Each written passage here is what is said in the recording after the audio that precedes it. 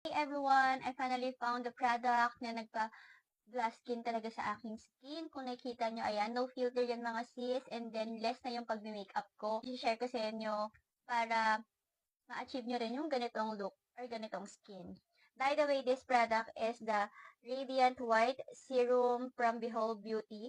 So, ginagamit ko din yung soap nila sa aking pag-cleanse ng face. After that is ginagamit ko tong Radiant White Serum. Super ganda nitong na-try ko kasi meron siyang aloe vera and then hindi siya ganun katapang yung amoy. Actually, yung amoy niya is amoy floral and aloe vera as in. Tapos, hindi siya makate or hindi makangati yung face nyo, hindi may irritate or magkakaroon ng redness.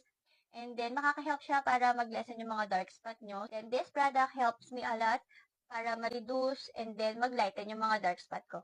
It's a must-have mga sis, kaya super worth it kapag tinry nyo to. Add yours now. I'll be linking down below on my yellow basket para matry nyo din mga sis. So, yun lang. Bye!